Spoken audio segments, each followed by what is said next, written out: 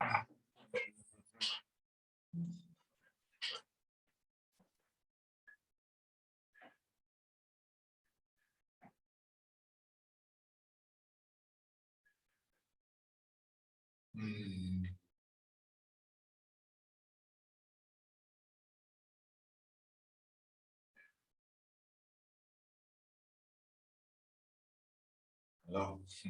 Hello.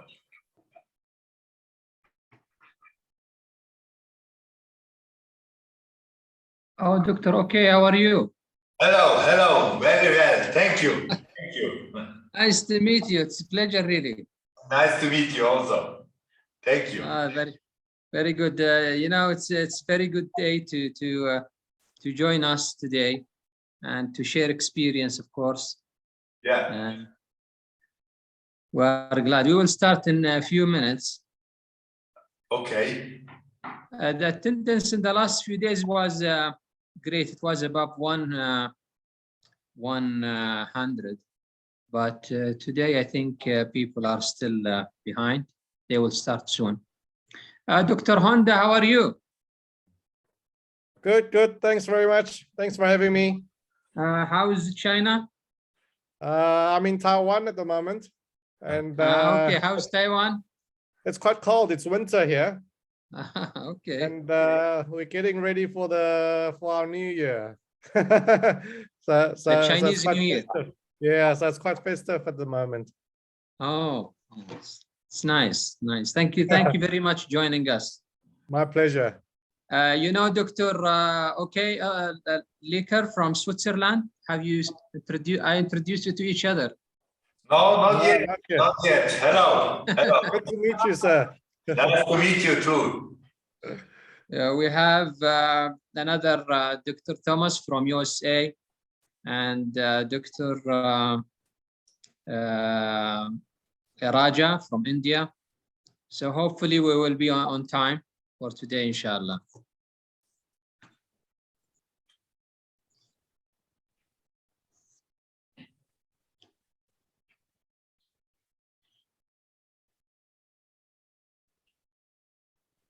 So we have noon now. What is the time in China now? In Taiwan, we're at 7 in the evening. 7 in the evening. So yeah. I did a small mistake that one of our speakers, she's from Australia, Dr. Janet Travis, for tomorrow. Her speech will be 3:30 p.m. in Saudi time. But I recognized lately that there is a 7 hours delay. So she will speak around 11 p.m. midnight. I'm sorry for that, but I'll try to solve this issue. PM is not bad in Taiwan. No, it's still quite early here. Still awake. Yeah.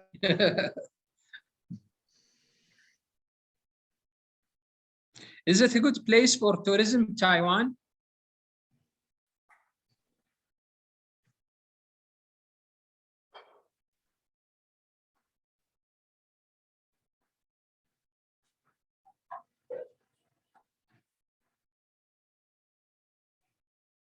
Yes, his internet is lost. Yeah, it is a little bit. I'm not sure. Is it on my side or? No, I'm back. Sorry. No, it's okay. I'm asking, is Taiwan a good place for tourism? Yeah, it's very nice, and the public transport is good, and it's actually very safe. You know, so if you travel alone or you know or ladies, it's very safe to walk around at night, and so there are a lot of places to go. Yeah, Taiwan is actually very good for tourists. So please let us know if there is any scientific event in the coming few months, either online or you know, physical. So we may consider visiting Taiwan. For sure, yeah. We're at the moment being facing this Omicron. I think Omicron is it's going to hit us soon. So we're seeing a peak in our cases at the moment. I see. Hopefully it will be the last. Yeah. So we're not sure if we're going to go back into lockdown again. So we'll see in the next couple of days. Yeah. Okay, I think we will start, Dr. Honda, because you are the first speaker. Okay. 1 minute just to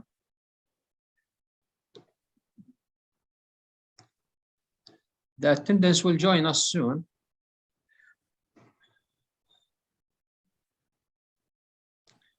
Dr. Honda from Taiwan. He's qualified as general surgeon in 2005, passing Taiwan General Surgery Board exam, and is qualified a plastic surgeon in 2007. Dr. Honda worked currently is working as a part-time in Tzu Chi International Medical Association team, and he's working as attending plastic surgeon and head of burn unit in Tzu Chi Dalian General Hospital in Dalian, Taiwan. Am I correct, Dr. Honda? Is that right? Yes, that's great.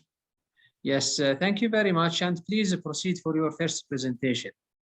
Okay, Dr. Abi, thanks very much. Then, You're welcome. you need to allow me to share my screen. Yes, 1 minute. Okay. Dr. Saad, can you transfer the host, please?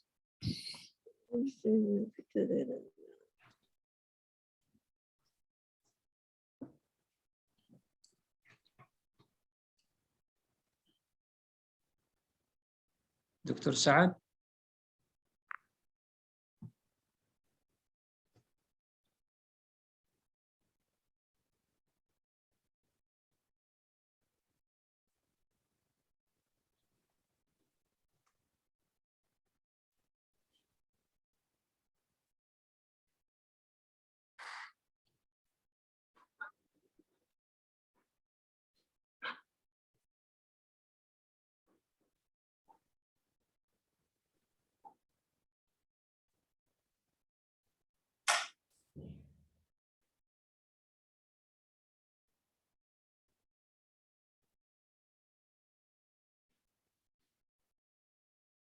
Dr. Abi, somebody from your side is going to need to allow me to share my screen.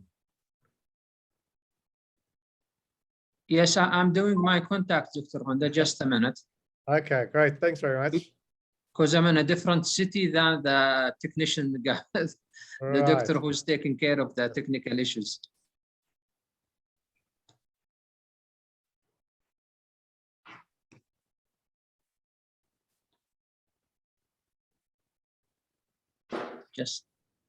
We'll just give him 1 minute more. Okay.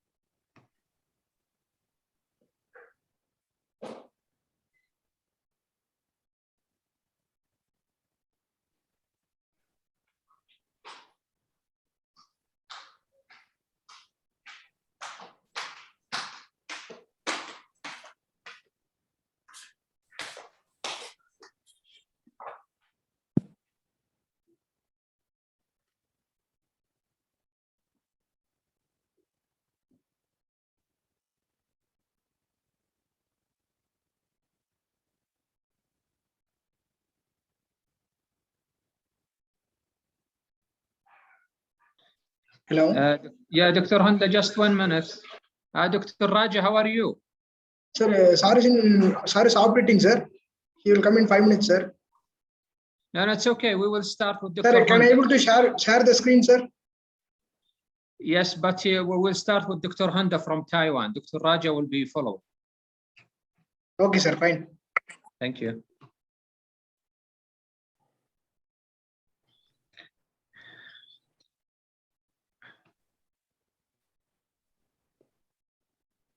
Did you get the host, Dr. Honda? No, not yet. It's just in a minute. He just catch it up.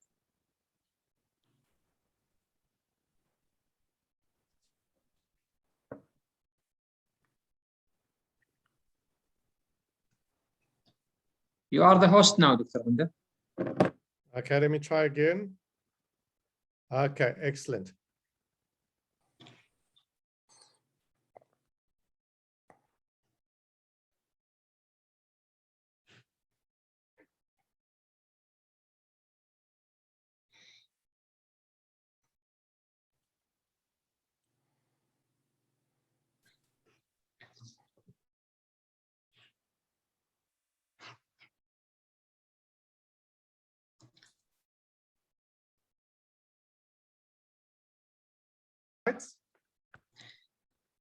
Yes, the slides are okay, but your voice is disconnecting.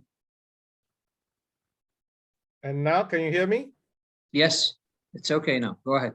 Okay, excellent. Okay, well then I think let's start. Okay. Dr. Abi, thanks very much for inviting me to this platform and talking about one of my favorite topics.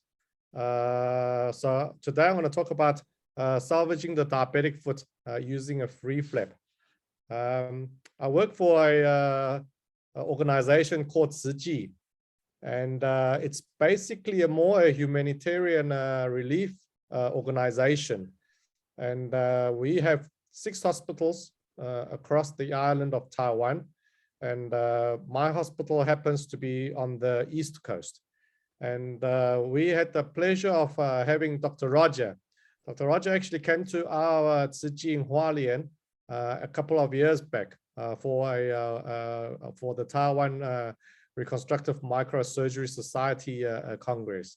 So we had the pleasure of having Dr. Roger with us on that day. So today, let's getting back to my topic. You know, when you face the diabetic foot and the patients are quite ill, it's often to know whether you are making a good decision. You know, the decision is always, are you going to, hi, Dr. Roger, good to see you. Hey, how are you? Okay, Dr. Roger. I was How are just you? saying that we had the Good seeing you, pleasure no? of being in the hospital. Hey, good. Good. No? I'm sorry I joined late. I thought 5 o'clock, no? So I thought 15 minutes more there. Okay? Great, good. Look good. You look good. All right. I think. Let me carry on. Yes, you Yes, carry go on. No, ahead. please carry on. Please carry on. No. Right. So as I was saying, you know, when you are faced with a diabetic foot and the patients are quite ill, it's always a difficult decision to make. You are faced with 2 choices. 1, are you going to salvage this foot? Or 2, are you going to amputate it? So, you know, this is what we often see in our emergency room or in our clinics. You know, a middle-aged patients coming with a diabetes, and they're coming into the emergency room, and these patients are feverish, they are septic, their blood sugars are off the charts, and you know, you look at these foot, you can see that there's wet gangrene, and if you look on the dorsal side, the second toe and the third toe are already really rotten, and the dorsal foot is very swollen. And if you look at the plantar foot, you can see that there's already pus formation all along the plantar space and then going into the medial foot. You know, so when you look at something like this, and this guy is really sick, you know, it's really a difficult choice to make. You know, what do you do in this case? So, sorry, I think my computer's now lagging.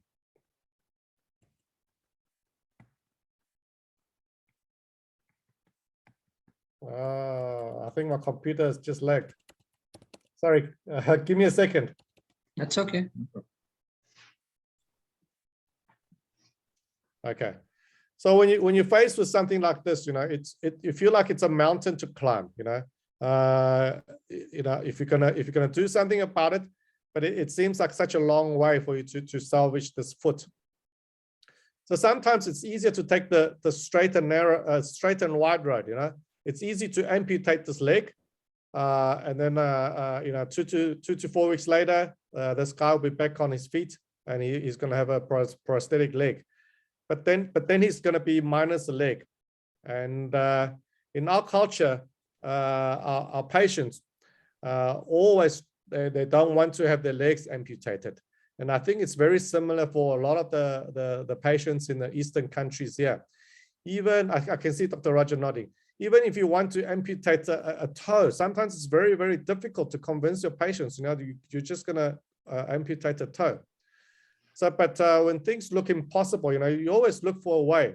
And this is one of my favorite, one of my favorite quotes, that nothing is impossible. Just when things look impossible, there's a way. There's always a way. And this is from a TV series called Grey's Anatomy from years back. So, when you're faced with something like this, don't panic.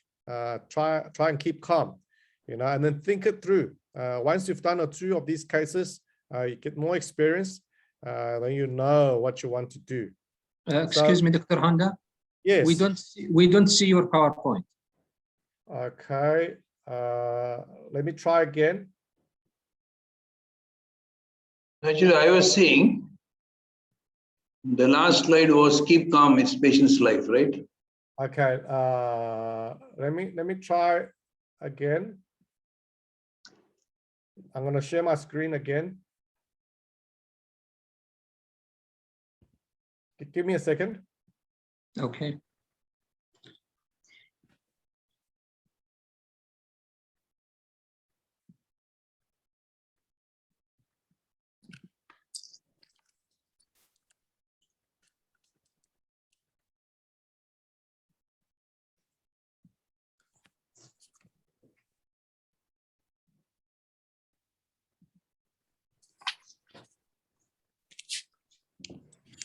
Sorry, now I've lost my Zoom.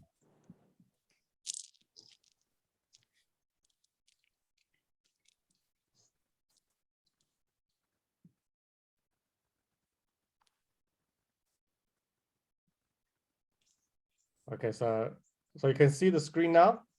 Yes. Okay, I think I'm gonna keep it on a small screen like this, if that's all right with everyone.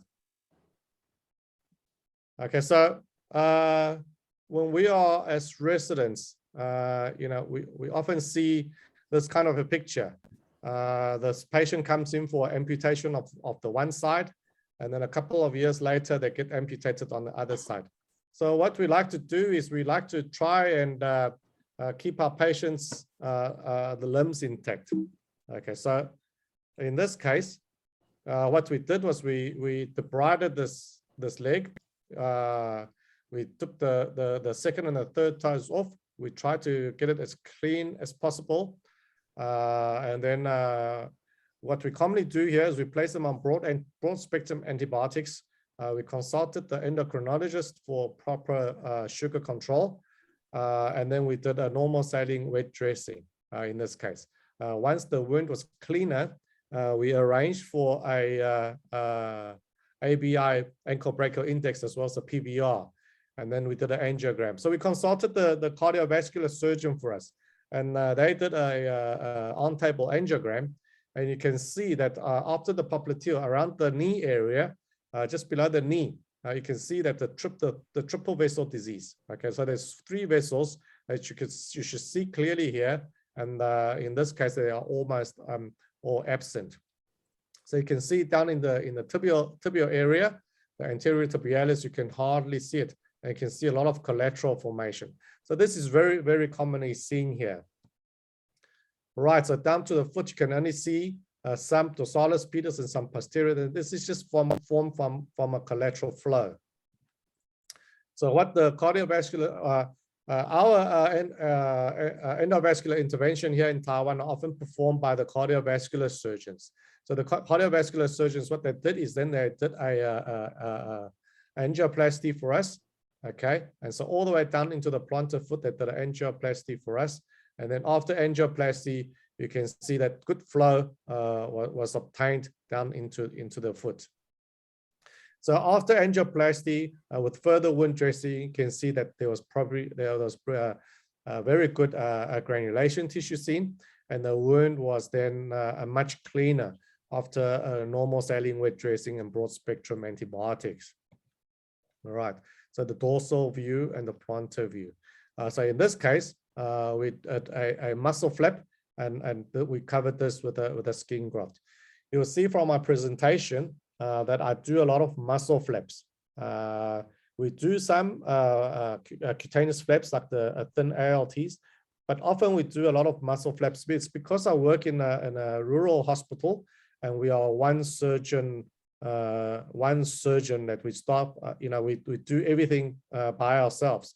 So from the first incision to the last suture, it's all by myself.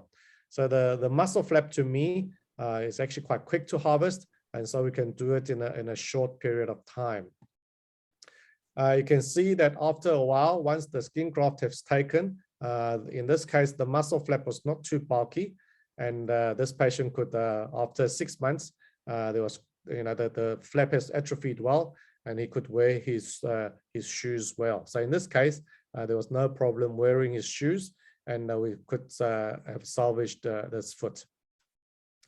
So in our unit at the moment, this is our treatment algorithm. When we are faced with an infected wound, what we do is we perform a debridement first. If it's a non-infected wound where there's dry gangrene, so there's no rush to debride the wound, in this case, then we will arrange for a ABI and a PVR to be performed. So the ankle brachial index and the pulse volume recording will give us a good idea of how the distal circulation is like. If this reading is bad or is poor, what we do is we consult the cardiovascular surgeon, and they will perform an on-table angiography at the time. And if it's bad, they can perform an angioplasty or a stenting at the same time. And then if required, at the same period, we can do it in our hybrid OR. We would, after they've done the stenting or the angioplasty, we would debride this wound. And then once the wound is clear, we'll go for reconstruction. Okay, so now the question comes, is it worthwhile going through all this hard work when you know that the leg will be amputated at a later stage? So there is a misconception that primary amputation is a safe and appropriate solution. But in the critically ischemic limb in the elderly, there's a high mortality rate. So a lot of people previously would advise for primary amputation in these elderly patients. Okay, but we know that limb preservation is quite beneficial in patients' overall survival and also in their everyday activities. So it's actually very good for the patients. And like I said previously, in our country here, in our culture, our patients tend to ask us to preserve the legs as much as possible. Some of our patients will even refuse for a major limb amputation. They will go home and they will die in their house rather than to have their legs amputated. Okay, so Steve Moran and their group, this was in PRS in 2002. In their 10-year experience, when they're talking about peripheral free tissue transfer or free flaps in this PLD patients, they talked about having excellent rates. Okay, so now that we know that it's worth it to salvage these patients' legs, what is the long-term follow-up for these patients? Are they going to be amputated a couple of years later? So this is what this is actually the paper that got me interested in looking at our patients. Erkki's from Finland, I think, group long ago in 2006 in anal surgery, they looked at their patients where they performed a free flap after a open bypass revascularization. Okay, and in that study, their 1 year and 5 year amputation free was actually quite good, was 70% and 41%, and the leg salvage rate was at 73% and 63%, 66%, and the survival rate was 91% and at 5 years. Okay. So why I looked at ours is with the changing time. Dr. Honda, Yes. You can mute all attendants from your side as a host, so nobody can disrupt you except. I'm not sure how. Go to participant. Then right mouse click. Then mute all. Mute all. Okay. Yes. Let me try. Okay. Okay. I've done that. All right. Let me carry on. Okay. Yes, go ahead. Nice. Okay. So with the changing in times, we will see that endovascular therapy is now more and more popular. In my hospital, I can count in one hand how many open bypass surgeries we've done in the past 10 years. Everything is now endovascular first. So patients come and they always, they'll get angioplasty now instead of open bypass surgery. Okay, so what is the long-term result of looking at endovascular revascularization plus a free flap in the diabetic limb? And when I looked at the literature, actually nobody's actually really talked about it. All the papers currently has been focused on open bypass surgery.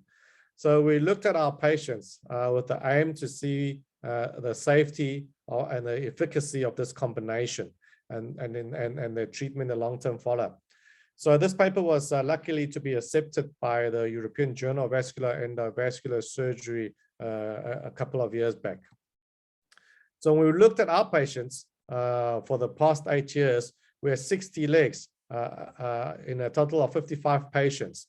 There was an average of 35 males and 20 females, and the age was about 66 years old. So you can see that the defects are located in various parts of the foot.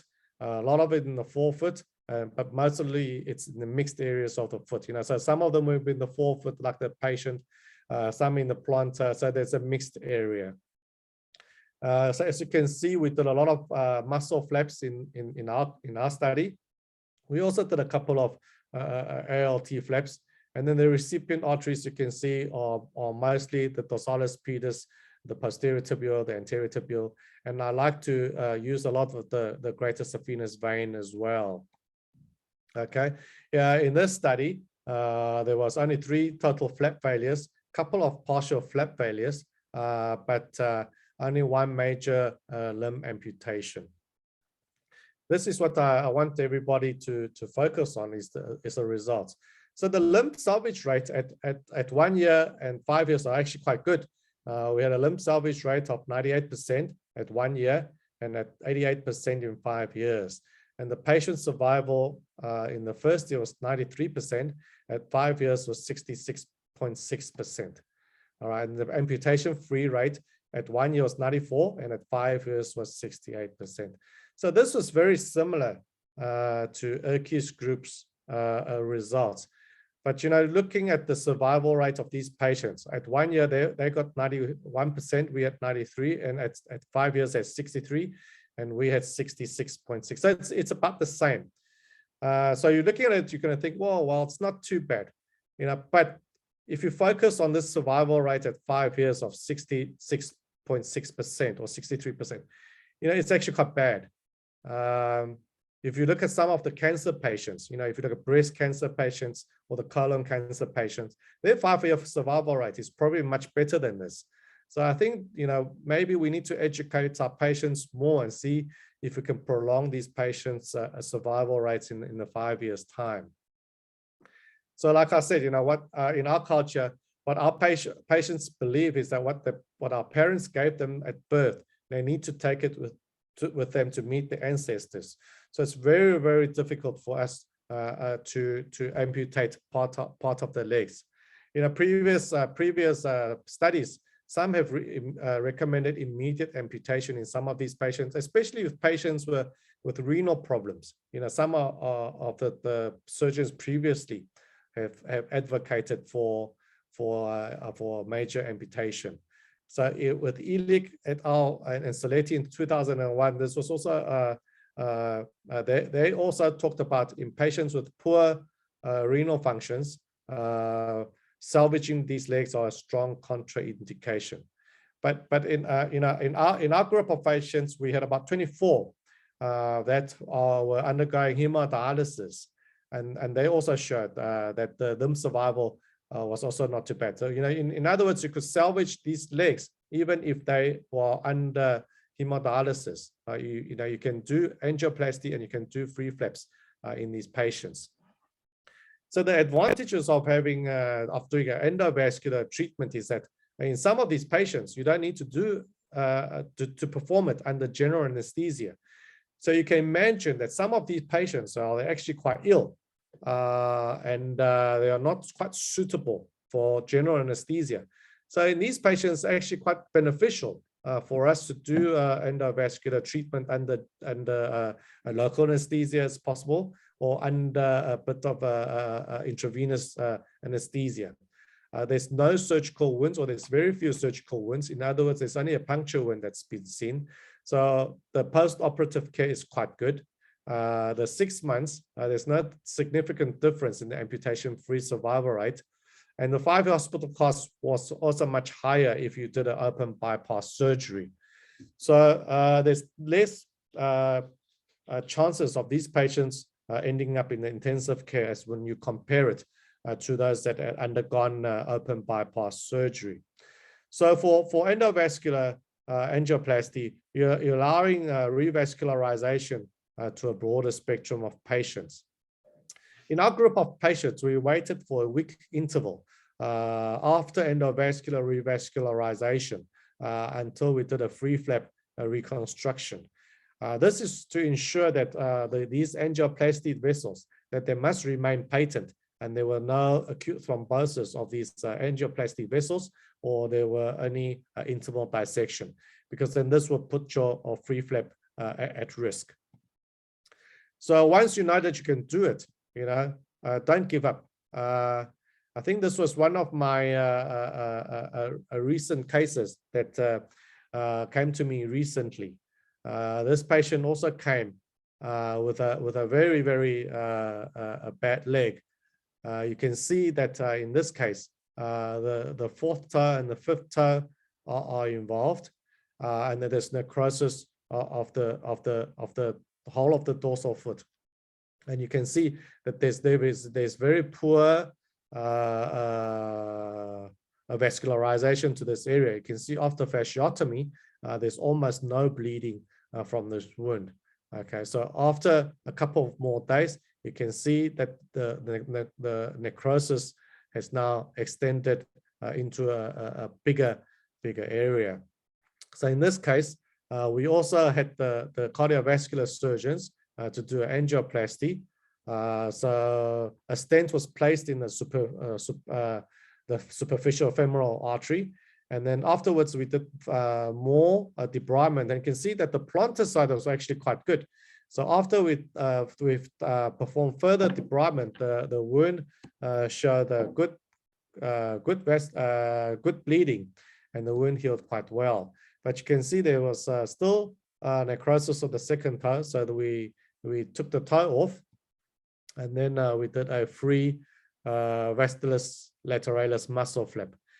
You can see that in this free muscle flap, I've left a skin pedal on. This is one of my favorite tricks to use when I use a free muscle flap, because when you do a free muscle flap, it's actually quite difficult to monitor the color of the flap once you're back in the ward. Of course, you can listen to a Doppler to see that that your anastomosis is patent, but in a lot of the cases, it's very difficult to monitor the color of this flap, of a muscle flap. So I like to leave a skin pedal, and then I can tell my nursing staff just to look at the color of the skin pedal. If the skin pedal looks fine, then that means my underlying flap is fine. So afterwards, we did a skin graft onto this flap. And then you can see the problem with the muscle flaps is once the skin graft has taken a while, it's actually quite bulky. And then you can always reassure the patient that the muscle flap will atrophy in about 6 months' time. So within the 6 months, this muscle flap should atrophy to about 2/3 of its original size. So you can see follow-up. I think this is about 4 months later. I think if you look at it 4 months later, it's already atrophied very well. And in this case, this patient was already able to go out and buy some running shoes.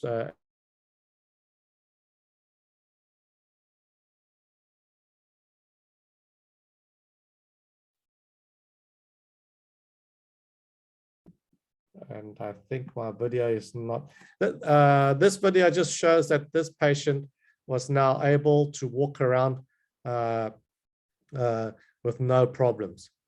So as I was saying earlier, sometimes, if you look at this case, when you see the foot like this, you think to yourself, is it possible to really salvage this leg? So like this saying, I posted earlier, sometimes it just looks impossible. But when things look impossible, just look for a way. There's often a way to go ahead and do it. So for my suggestions in doing a free flap salvage for these diabetic foot wounds, especially for if you are maybe there are some of you that are plastic surgeons here, or some of you who are general surgeons with special interest in limb salvage. When you're doing a free flap onto these legs, first of all, when you do the free flap anastomosis to your native vessels, do it as an end-to-side anastomosis. If you do it as an end-to-end anastomosis to your dorsalis pedis or your posterior tibial, then you are actually sacrificing one of the major arteries into your foot. If you do that, your patients, the rest of your foot might get into trouble, because that might be the only major blood supply to the foot. And then you might be sacrificing it if you do it end-to-end. So it's much better to, even though it's more technically more difficult to do it as an end-to-side anastomosis, it's much better. My second tip is that to save the collaterals. When we're doing a free flap reconstruction in other areas, like in the head and neck, we often clip off the collaterals. It allows us to perform a much easier anastomosis for our free flaps. But in the foot, especially in the diabetic foot, we like to save the collaterals because if your free flap do fail, and sometimes they do because it's much more difficult. If the free flap fails, if the collaterals are still present, there might still be adequate blood supply to your foot and to your wound bed, that once with conservative wound dressing, there might develop enough granulation tissue for you to perform skin grafts or other easier forms of reconstruction later. I also like to transpose the greater saphenous vein as a recipient vein. Of course, you can use the comitant vein that is with the dorsalis pedis or the posterior tibial, but they're often quite small and the walls are very thin. If you transpose the greater saphenous vein, the greater saphenous vein gives a very good caliber, and it's much easier to perform a microsurgical anastomosis to the greater saphenous vein. There are a lot of free flaps that you can choose from at the moment. And like I said, I do a lot of muscle flaps because I find that it's easy and it's very quick to harvest. Of course, you can do an anterior lateral thigh flap. You can do a forearm flap. You can do what's very popular at the moment, especially with JP Hong. He does a lot of the skip flap. But I think if you're starting out doing free flaps, or you're just trying to salvage your patient's legs, do the flap that you're most comfortable with, the one that you're most experienced with. And in this case, you're probably going to find that your salvage rate, your limb salvage rate is much higher.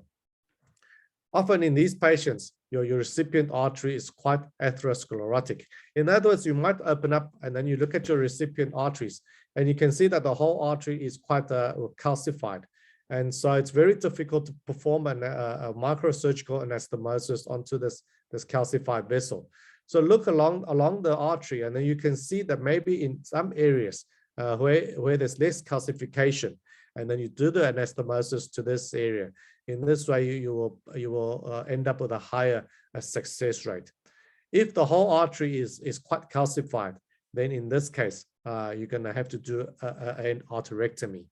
But when you do an arterectomy, then you should be prepared for a higher flap failure rate. All right, but I think in all cases, you need to know your limits. You need to know what you can do and what you can't do. So if you feel that you're able to salvage this limb, then I think by all means go for it. But I think in some cases, we are not all as talented as some of our fellow microsurgeons like JP Hong, where they're talking about super microsurgery. I don't think super microsurgery is for everyone, but you need to know what you can do. So if you are comfortable with doing microsurgery for limb salvage, then by all means go for it. If you are not so comfortable with doing microsurgery, then there are some local flaps or perforator flaps that you can rotate into the area for salvage. Or if this is not available, then there are now more advanced wound dressings that you can use. These dermal matrices that you can use for wound care. So not every case you're going to need to do a free flap. If you can't do a free flap, then you can always look for alternatives, like a dermal matrix. I think they also work quite well. All right. So also you need to be prepared for when things go wrong. You need to have a plan B. So once your free flap fails, and sometimes they do, what you're going to do? Would you go for another free flap? Well, I think if the vessels are good, yes, then by all means go for another free flap. But if the vessels are poor, you often know this because when you're doing your anastomosis, you know that the vessels are good or bad. If you think it's really poor, then I don't think I would go for another free flap. I think in this case, I would remove the failed flap, continue the wound care, because these wounds have now been revascularized. So if you go for conservative care, with time, granulation can appear. And then in this case, you can do either a skin graft or you do a dermal matrix or you do a local flap. So you need to plan for things when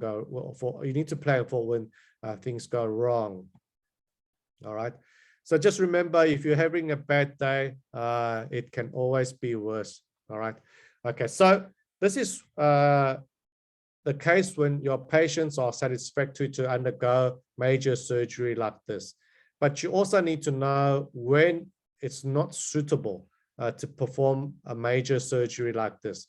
So if your patient comes in, they are in septic shock. They have a lot of life-threatening diseases. In other words, they have poor liver functions, which we see quite often here. A lot of our patients have hepatitis C, hepatitis B, and then liver cirrhosis. If they come in and they are needing high-dose inotropic agents just to maintain their vital signs, I think in these cases, it's safer to amputate and to save their lives. It's pointless going all the way to try and save the leg, and then you lose this patient. So if they're dead, there's no point in salvaging a leg. All right. It's also quite a lot of surgeries to undergo. So these patients need to be motivated. Their families need to be motivated. So in the Taiwanese culture here, and I think it's similar in the East here, the family always gets involved. You can tell the patients what's wrong, but often the families that come back and tell you, why didn't you do this or why did you do that? So you need to keep the families informed of what you want to do. Because, like I said, these patients are going to undergo revascularization. They're going to undergo debridement and often repeat debridement until the wounds are clear. And then after that, they're going to have to do a free flap surgery. So you need to let them know that these patients are going to keep on undergo a few surgeries before they can keep their legs. So these patients need to be motivated as well. Also, when the infection is so severe that once you've started debridement and you've done almost the whole of the forefoot, or you've debrided so much of the foot that there's nothing left to salvage, these are good times to walk away and not to do anything. These patients will benefit from having a major limb amputation. So I think the crux of my talk today is that the limb salvage rate in these diabetic patients are not as bad as what we would think. And also in patients with end-stage renal disease, in other words, in patients who are undergoing hemodialysis, performing endovascular revascularization with a free flap also gives you quite good results. So these results are not as bad as what was previously described by other surgeons. So I think in recent times now, in all our patients, we would go for endovascular revascularization and free flaps whenever possible. Okay, so even though to do a free flap onto endovascular revascularization, it's technically more demanding because when you do an open bypass, you are anastomosing your free flap onto a good healthy vessel. It's more technically demanding when you're doing it into an angioplasty vessel. All right, but the success rate is quite good. And so now we can provide our patients another treatment option in the management of the diabetic foot patients with extended tissue loss. So I think if you're interested and you're keen, I think the Nike advert is quite good. Just do it, just go for it. So I think just to remind everyone how we go about in our treatment algorithm, if these patients come in with an infected wound, debride it first. If these patients are going to be septic, debride the wound, get them out of sepsis first. All right, and then after that, go for the angioplasty, the stenting, and then reconstruction. If the patients come in with dry gangrene, then there's no rush to debride the wound. In this case, do the ABI and the PVR first, and then go for the stenting and reconstruction, and after that. Right. So I think I hope everybody has learned something from my talk today, and I don't know if there's any questions from the participants today. Well done, Thank you. Dr. Handa. Thanks very much, Dr. Avi. Well done. It's really interesting. I'm really pleased to have this lecture because you discussed actually a few issues that we overcome. If you go to slide 62, your treatment algorithm. Okay. For infected wounds, if I may ask that sometimes the infection is not limited to the foot. Yes. And on many occasions, the infection is going up to the leg. Right. So what do you think about extensive diabetic foot with infection and pus and fasciitis or maybe myositis and the leg? Is this included in your treatment algorithm? I would classify it under the infected wound. What I would do is if the circulation to the foot is good, then these patients always have a chance. If then I would do a wide debridement, do fasciotomies, and try and get the foot into the legs as clean as possible. We see quite a few of our fair share of necrotizing fasciitis of the legs here in Taiwan.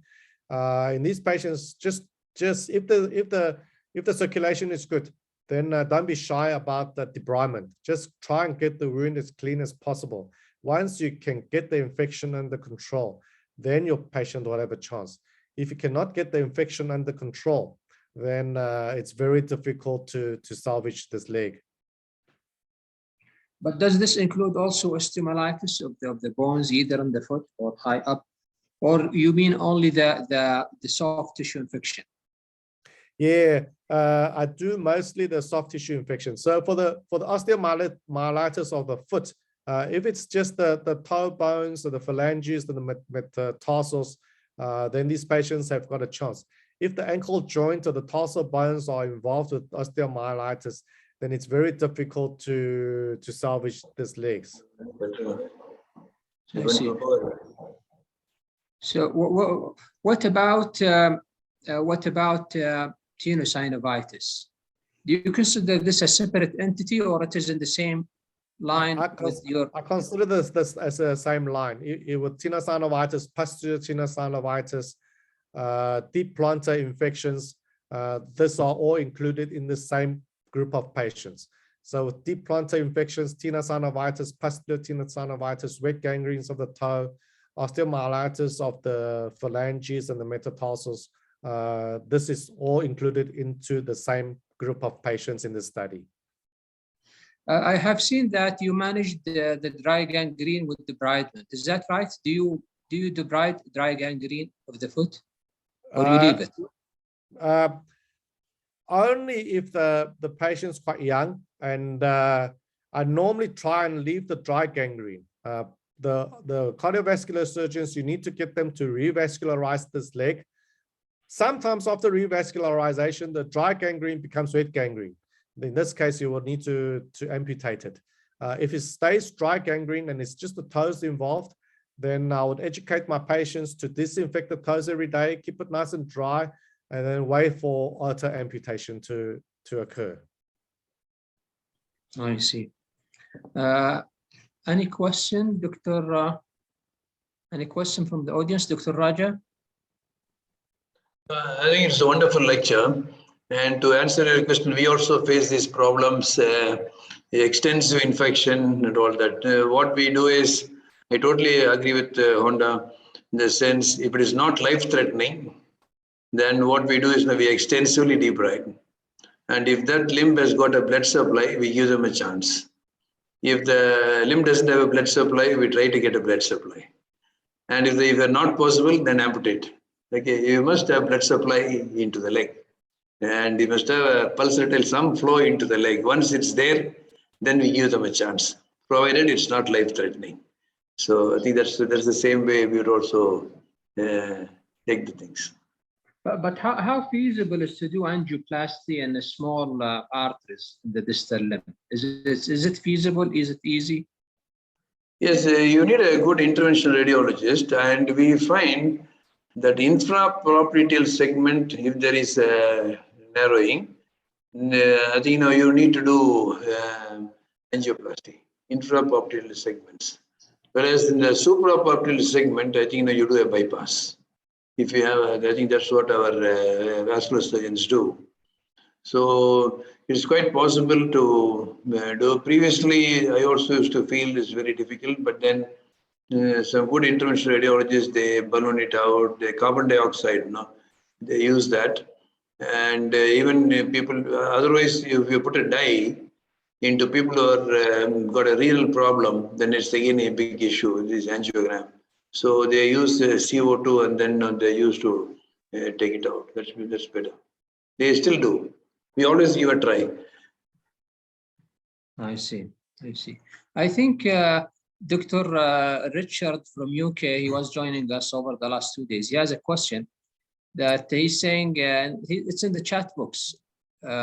Thank you for an excellent presentation. Please, can I ask, what were the cause of death by 5 years, and did heart failure impact on survival? Dr. Richard Pacey from UK. Dr. Richard, good question. Interestingly, they didn't die from the diabetic foot. A lot of these patients in this 5 years, they actually died because of acute AMIs and having CVAs, strokes. So they actually die of something else rather than from the diabetic foot. But once they develop a diabetic foot, you can see that these patients, their blood sugar are actually not so well controlled. Even sometimes once you've salvaged their legs, they go back, and these patients, I don't know, I think we need to try harder educating them on proper sugar control, because they often still come back with poor sugar control. I think in my talk, I talk about educating families.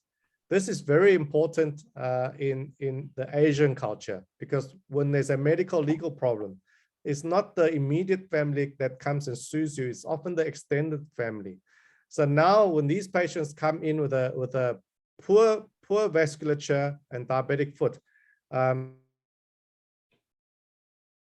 in the first meeting with the families, I tell them that they are at high risk for having a stroke, even while they are admitted. And they need, I often say, if your vessels to the legs aren't so good, then the blood supply to your heart and to your brain can't be much better. So I need to tell them this, but that's actually very, very good question, sir.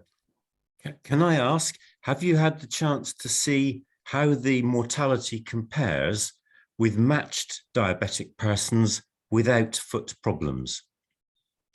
No, I actually, because our patient was quite low, that we only had about 55 patients, but I think that's a very good question. And I think maybe we can look at using a larger database in Taiwan, the government database. Maybe if we look at that, we can do a matched study. Thank you very much. It's a fantastic talk. Thank you. Thank you, sir. Yeah. I just like to add to Sir's question. In our 5 people, we found people who had an amputation of the major amputation, below knee or above knee amputation. And many of them got involved in urinary tract infections. Yeah, I think that's urinary sepsis. That's again a problem. Whereas now when there is mobility, we found they did not have it when they lie down. Somehow we found that the chances of increased urinary tract infection leading to urinary sepsis and mortality. In addition to the usual myocardial part of it, these people are also prone to urinary sepsis. Right. Thank you very much, Doctor. Any question from the audience? In the chat box? Anybody? Well, thank you very much. I just want to take this opportunity just to remind everyone, if you look at the 5-year survival, 66%, it's really, really bad if you compare it to some of the cancers that we see.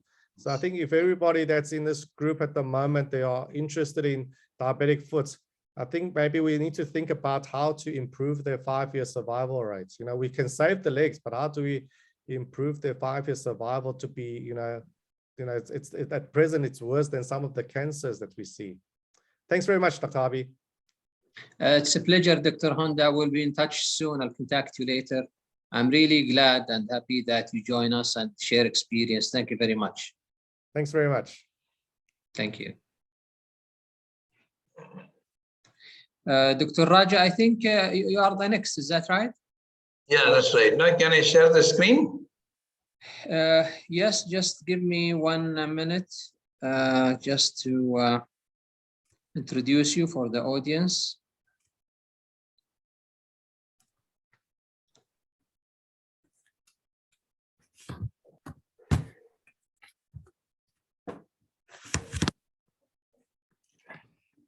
I'm really glad to have Dr. Raja Saprathi from India. He's currently the chairman, Division of Plastic Hand Reconstructive Microsurgery in Ganga Hospital, Coimbatore in India, which is a 650-bed tertiary referral center for plastic surgery and orthopedic. Actually, your CV is long, but I'll keep the stage yours, Dr. Raja. You are already well known. You are the chairman for this meeting. So go ahead, please. Yeah, I share the screen, Dr. Labi. Yes.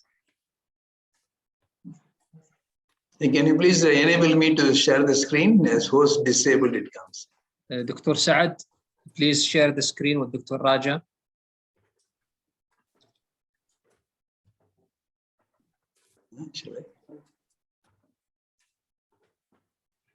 Dr. Saad.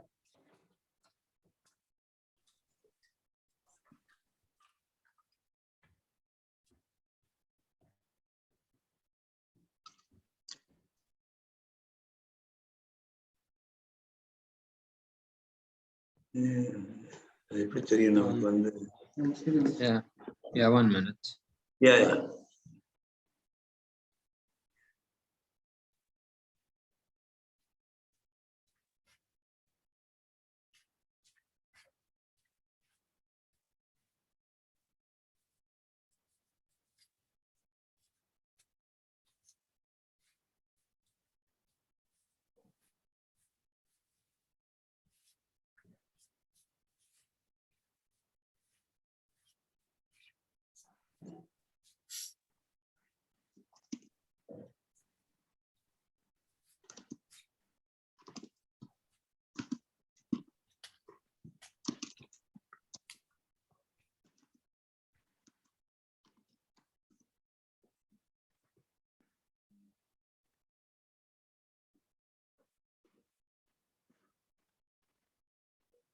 Yeah, 1 minute, Dr. Raja. Sorry for this. Thank you, no problem. Yeah.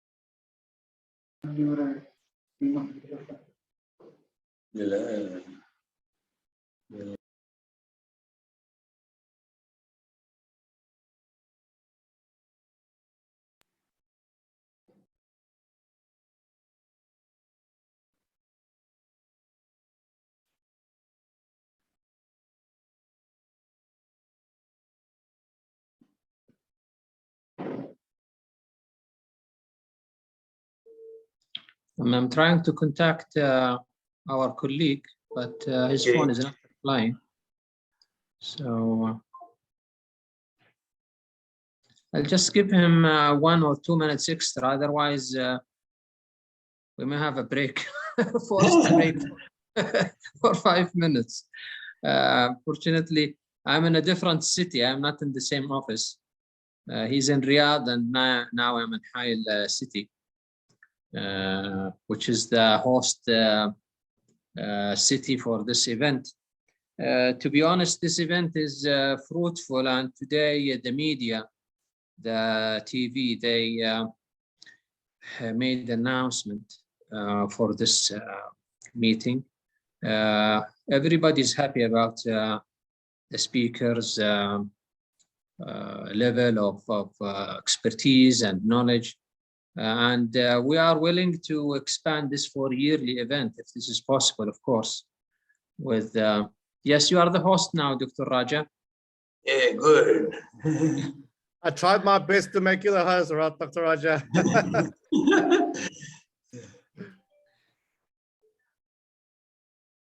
Yeah. So who's the saver? Is it Dr. Honda, the saver? Yeah, I realized I could make you the host as I was the host as well. Okay, so Dr. Raja, you should transfer the host to the next speaker. All right, okay. This is Thank you. the safe mode. Yeah. So you're able to see, you're able to hear me, see me, right? Yes, fantastic. Yeah. So thank you so much, Dr. Alabi. It is a pleasure to talk about this. I particularly chose this topic because all of us now reached a stage where we can heal the ulcers. Now we started trying to think, how do we prevent the ulcers from occurring, and how do you do this? Because as all of us know, this is a huge problem. I think in India now it's becoming a diabetic capital of the world. And as Dr. Honda told us, and 15% of the diabetics develop ulcers, and 3 to 4% of the individuals get the foot ulcers. And apart from traumatic amputations, the 85% of the non-traumatic lower extremity amputations occur in diabetes. And once they get a diabetic, their lifetime, is really curtailed. I think that's the real thing. And we now, as Dr. Honda told, we also keep telling people that the results of their post-amputation life is much shorter than many cancers. I think that if we put it that way, people get, oh my God, is that so? So that's why we are doing this. And then what's really troubling a patient is that you have an ulcer, somebody comes with an ulcer, you heal it. Then they come with a recurrence. You do a complex procedure, then we get a recurrence. And then it frustrates the patient and frustrates the surgeon. And for the physician, the problem is they think, we refer to a surgeon and then this thing continues. So what they try to do is they do different medication, different dressing materials. And they think, why you would refer at all? So defer surgery and they go into amputation. So this is a real problem. So we thought the goals of therapy for a physician is to prevent the ulcer, for a surgeon, heal the ulcer and prevent the recurrence. This becomes very important if you are a very busy unit. If you say that the recurrence rate is about 10%, and if you see 10 cases, then you get 1. If you are doing 100, then you become 10. And then every third day, you get a problem. And they keep adding up. And in outpatients, becomes a lot of undissatisfied patients we have. So we really thought over as to how do we do this, and that's the way. The most important thing we have to realize, and then which we realized and which we are happy about it, is most ulcers happen due to alteration in the biomechanics of the foot. In a country like India, you find most of them happen in neuropathic foot. So vascularity will be there. These people will come with ulcer. But then if you see the dorsalis pedis will be there, it is that's 85% of them are like that. So if you detect the alteration in the biomechanics early, that means you can correct it and prevent an ulcer. And when ulcers happen, along with whatever you do, plastic surgical procedure you do to heal the ulcer, you also need to address the altered biomechanics of the foot to prevent the recurrence. I think that's the point. So what we should do, I think first is that we should go all out to get the early warning signs. We should understand the precipitating factor and attempt to correct it. And you need to detect the impending problems early so that you've got time enough to manage it very well. So what are the early signs which you want to take is that we always know in our clinic we use 10 grams Siemens Weinstein monofilament. And if anybody has got a loss of protective sensation, that's one. That's the early warning sign. Number 2 is that the stiffness of the ankle and the first MTP joint. I think that's very important. Sometimes, the MTP joint, it may be very pliable in this position, but then when they walk, you will find they may become stiff. So normally when you walk, the ankle is dorsiflexed. And in a dorsiflexed ankle, then you try to move, it doesn't move. So I think this is the problem. I think if it doesn't move, when they lose that pliability of the first tarsal metatarsophalangeal joint, that means these people are prone for ulcer. I think that's very important. Third thing is you see a diabetic and they got a callus. That means it's a warning sign. Because callus increases the pressure on the underlying skin by about 30%. And uncorrected pressure leads to formation of subcallus. You have a callus, you just remove them, you find a small ulcer, fine. And this ulcer is not infected. It will be like this for some time. And suddenly one day you will find, suddenly all of these things become a big thing.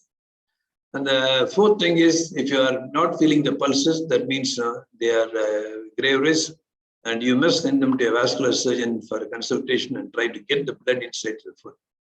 So what we need, I think what we did was in our center, a treatment-oriented way, we divided these people, and we wanted to divide who would need surgery and who can be treated conservatively, and also useful for referral. So we divided the patients. Of course, this thing which is got many classifications. I think this is what we followed. The first is a foot tetris. There is no ulcer, or you got only pre-ulcerative stage like callus. The second one is you got an ulcer, but it's an uninfected ulcer. You got invasive infection. Third is a crippled foot, where you need to do a lot of debridement and you don't need to do reconstructive surgery. And the fourth one, you need to amputate this waist just to save the life. I think these two. But then if you see a busy unit, even like ours, we found that 70% of the people reached our center in 3 and 4, crippled or critical foot, where you need a major job to be done or you need amputation. But what we did was we tried to make a campaign You have to find out, we need to get these poor people in class 2. I think as a surgical unit, you need to get it in class 2. There are an ulcer, there is a problem, but it's not complicated. See, it's like this. This is a foot at rest. He has got there's no ulcer or just the impending ulcer formation, a small callus, this is a foot at rest. And this is the guys, now you find this ulcerated foot. They'll be going on like this for ages. They'll go for months, for years, and suddenly they'll get infection. So this is the group which we really want to highlight. I think we want to catch. This may occur in many places, and every place it occurs, it has got a problem. It has got a specific reason why it happens. So, and then this is the problem happens. So usually, can they come like this? They got ulcer. You need to debride. It becomes a very big wound, and then you need to do a flap or a graft. We do. And the stage 4 is extensive infection. What Dr. Alabi said. Now, what do you do if you get a very necrotizing fasciitis? These guys, you need to really amputate to save their lives. Okay, that's right. So if you see them, they are at a foot at risk stage. It's a preventive podiatry. And the grade class 2 is surgical offloading. I think that's what I like to talk today much. 3 and 4 and now debride. I think Honda talked about it now very nicely. I think that's the way it should go. So what is that now? We have a team which does we can debride the callus. We keep them because they are neuropathic foot. They don't sweat. It's not moisture is not there. So they become dry. So moisturizing creams we use. We use a lot of offloading devices. We do. And we use customized footwear. I think these are the 4 things we do. So we have a unit now where when they do this stage, then we see a footwear, and then we reanimate footwear we use, and then the prescription footwear is given. They're made to order, and is exclusively done for all of these people. Then next thing is that this will go from the bulk of the talk, that the surgical offloading. So we find out where is the ulcer, and we'll tell you what is the problem in each of the ulcers. Why is it like great toe, minor toes, forefoot, midfoot, heel, dorsal. So if you take a great toe, it can happen in 2 places. One is the IP joint ulcer, as you see on the left. The other is a subungual tip ulcer. So if you take an IP joint ulcer, why it happens is that because of the first MTP joint is getting stiff. So it can be stiff because of the plantar fascia, it becomes stiff, intrinsic ligament tightness becomes stiff. So when they have a dorsiflexion, this one points down, and that's the place where it gets the brunt of the pressure bearing. So in selected cases, what we do, we don't do much to the ulcer. We cover it up, and then plantar fascia. You cut the plantar fascia. I think that's exactly what we have done here. We cut the plantar fascia. It slips up. It goes back, and the same thing. That's where we operated. That's the ulcer here. This is heel. This we do in a few cases, but then in most of the cases, what we do is we do a callus arthroplasty. Callus arthroplasty is an operation that is done for ulcer in the IP joint. It's done on the dorsum. You do a small debridement of the wound, ulcer, and then we take the base of the proximal phalanx. I think you excise the base of the proximal phalanx, and then it becomes an arthroplasty. Then it becomes loose. So it is tight, it becomes loose. So if you radiographically, if you will see, you will find this is what you will find. But then once you do this, what happens is that the same ulcer, this is the chap whom we have done it, and it goes on for healing. This is the X-ray of a callus arthroplasty that's happened. If you have a tip ulcer, that means it's because of another reason. It is because of the flexor, long flexor of the great toe, that's tight. Because it's tight, if you see the foot, you will find the ulcers that are tipped. So what does that mean? It only requires a small and local anesthesia. You make a small nick and use an 18-gauge needle. Keep on keep the foot tight, and then keep on scoring. And FHL, you just cut it off. Once you cut the FHL, I think it goes on for healing. See, without doing this, I think if you do anything else, they all recover. So if you take the lesser toes, you've got 2 types of deformity. You need to assess the deformity, whether it's a claw toe or it's a mallet toe. The claw toe has a natural, it's got a hyperextension here. If you are to play this like this, mallet toe, this is straight. PAP joint is straight, but then this is straight. I think each of them will have a different tape. If you have a claw toe, what we do is what is called a girdle stone specific. This is just available in the literature. We do a girdle stone specific because what happens if you have a claw toe, this keeps on hitting the ground, and then that's the reason why they develop an ulcer. So that's what a girdle stone specific is done, and same patient. See, now because we do that, we get a normalization of the pulp to floor contact. So I think that's what is important to prevent an ulcer. Otherwise, they keep on getting ulcer. Mallet toe, again, what you do, like a tip ulcer, whatever we do for the FHL, if it's if you got a tip ulcer in the great toe, you cut the FHL. If you got this thing, FDL tenotum, fixed digital longus tenotum. There again, a small incision, local anesthesia, cut it off, and then they go on to healing because it no longer is a pressure point. Next, you come up to the 4-foot ulcers. Why do 4-foot ulcers happen? I think that we need to know. That's because the triceps story or the gastrosoleus, that gets tight. In tendo-Achilles gets tight. So because it gets tight, when they walk, what happens is that the heel does not strike well, and the high stress goes into this. So once we understand this, if you try to you get any chap with a 4-foot ulcer, you try to dorsiflex, you feel it tight. You just need to really just cut the gastrosoleus. So here we make an incision, you cut the tendon. Say he's got a 4-foot ulcer. So what we do is we take this and then we cut up all the fibrous tissues that the tendon it just slides off. And then they go on for healing. You will find because once you got this, before that, see there is no weight bearing in this. So this is a gastrosoleus recession because gastro release. So here there is no pressure at all. Now you will find the heel's pressure, the pressure gets down here. So you do whatever you do for the ulcer, but please do this too. Without doing this, it won't happen. So here you find you can get a ratio preoperatively, you find postoperatively the pressure is the ratio is not high, peak 4-foot, the hind foot, you will find it. Then we come to the other group, where you find metatarsal head ulcers. If you find metatarsals, you think it's not a 4-foot, but then it's that you find only a prominent metatarsal. Then what you do is just exactly like a Keller's orthoplast, your metatarsal head, prominent metatarsal. You just do the same thing in metatarsal head excisions we do, because that's the one which is jutting down. Sometimes when you do this, you will find it gets on to the other toes. Sometimes that's the transverse ulcers, we call them. The next one, if it gets prominent, take that too. I think that's the way we do that.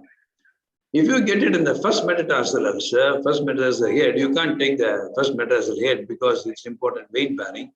Then for that, you need to do a Jones procedure. I think there's what a tendon transfer procedures you do, so that you instead of having a lot of extension here, that it pulls up the metatarsal up. I think then it starts healing. Then you come into midfoot ulcers. Midfoot ulcers, most of them are due to Charcot collapse. I think the whole the midfoot collapses. I think that's the reason you get ulcers. You need to really investigate them as to find you do a lateral on standing plate X-rays you take, and you take the Mary's angle. We call that one drawn along the metatarsal, other is to the talus. If it is more than 15 degrees, it's called mild. It's moderate and severe. You decide. And this is also divided into Eisenhower stages. Stage 1, stage 2, stage 3. We do that. And if you see early stages, what you do is for this patient, what we did was we do an arthritis. The bone stock is good. That means we get our orthopedic surgeons to fix the bones, and you also plus or minus gastrosoleus resection is what is done.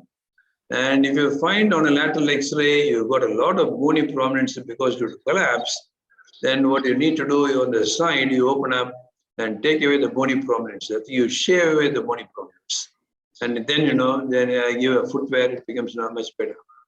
So this is exactly what we do. You shave away the bony prominence, and then you do the ulcers, whatever you want to do, it heals.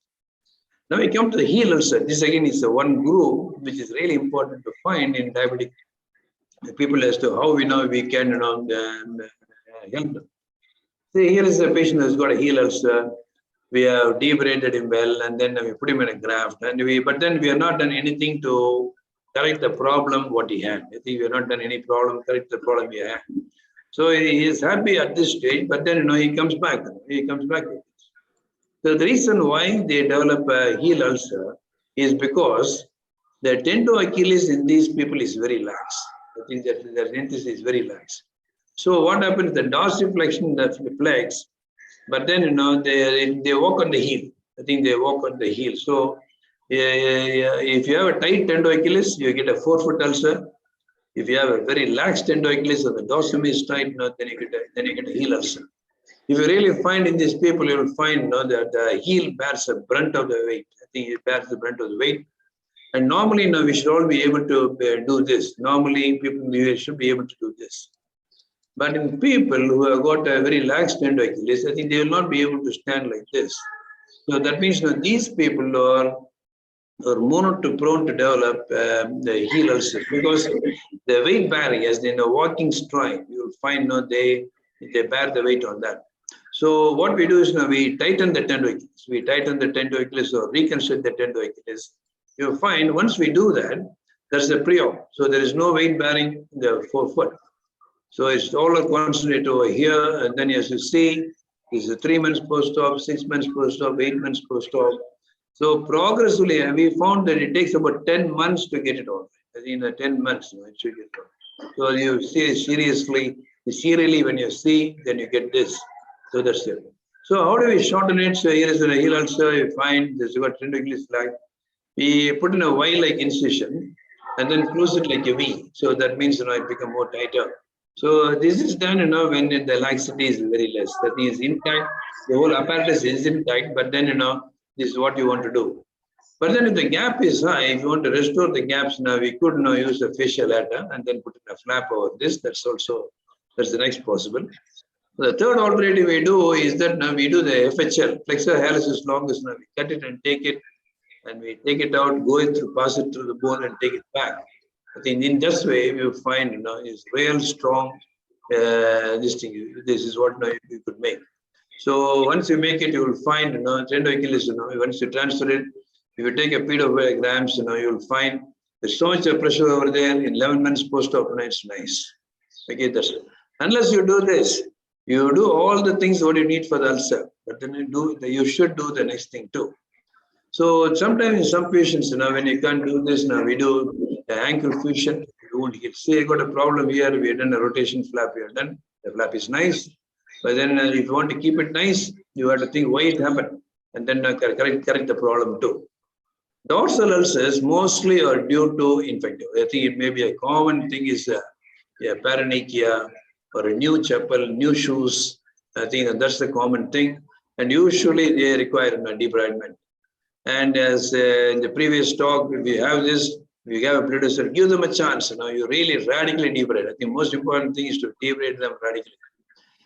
Courage in the confidence in your reconstructive capabilities gives a lot of courage during debridement. So that's exactly what to do. Say we are at a problem and then we extensively debride it, put in a graft, because that's be fine for this. And here you find you got a heel ulcer you have got, and then we have put in a medial plantar artery flap. We have an island flap, totally islanded, rotated over there, and that's the long-term result. And the instep flap. Now you get a graft over here. Can free flaps be done in diabetic foot? And the previous speaker also told, yes, they can be done. We just need to have a vessel to plug in. So here is a bad wound that comes up. We debride very well. We find the vessels are good. Good means reasonably good.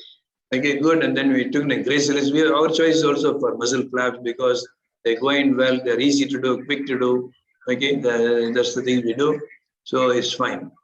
And ischemic ulcer, there's a question Dr. Alabi raised, I think, where if you have vascular problem, what do you do? If you have suprapopliteal problems, the segment stenosis, I think, angioplasty or stenting we do.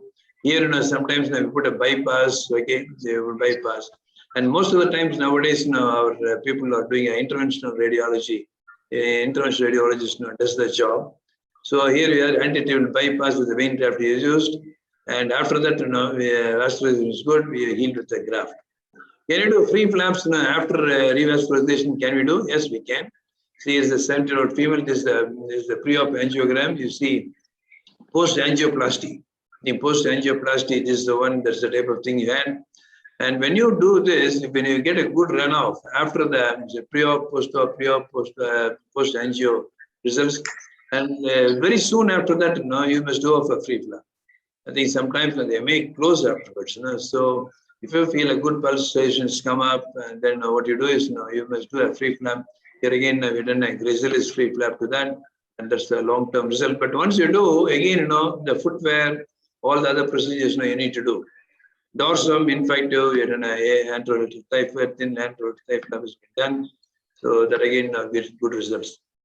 If you have an advanced childhood osteopathy, unstable patient with sepsis, diabetic patient, comorbids with renal disease or with end stage with a very difficult cardiac problem, that means amputate. I think we shouldn't think amputation as a disaster.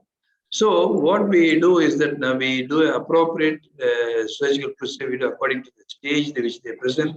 But then we feel our responsibility is to catch the people who have got an ulcer but which is not infected. And according to the position of it, we should do. And we have written our ideas in Indian Journal of Plastic Surgery. It's a freely downloadable thing, healing ulcers and preventing recurrence in the diabetic foot, which we have put in all our thoughts of this last 15 years. So we need to collaborate with a lot of people, medical diabetologists and surgeons, because at a stage where we think we can do a lot to them, they are not with the surgeon, they are with the physician. So we tell them improves the quality of life of the patient, improves the lifespan of the patient, improves the total number of well diabetics requiring medical care. Thank you so much, Dr. Alabi, for giving this opportunity. I really am very grateful to you for this. Thank you so much. And stop my. Thank you very much, Mr. Chairman. Well, your presentation is outstanding because it's touching the pathway from all aspects, either from general surgery, orthopedic, pediatrist, all specialties are all in one lecture. So it is really impressive. From other aspects, do you think that Charcot joint can fit in your pathway or your classification, either infected or non-infected? A Charcot joint means if we like to find out where the bone stock is okay.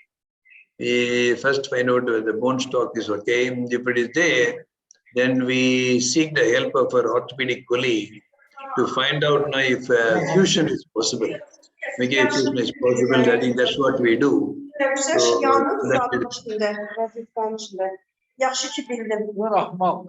Can mute. Is there some question? No, you can mute. Artık vereyim mi? Yok artık ne lazım? Bakın görün de yaxşı tapım alın. Koy onu da artık vereyim. Bak I think this is a side topic, Raja. You can mute all from your side. Can you mute all? Yeah, I'll do that. Go for participant. Go for participant, right side. Yeah, I put mute all, yes. Yeah, I muted all now. Yes, sir. I muted all. Okay. Yes. Okay, so go ahead. Go ahead. Yeah.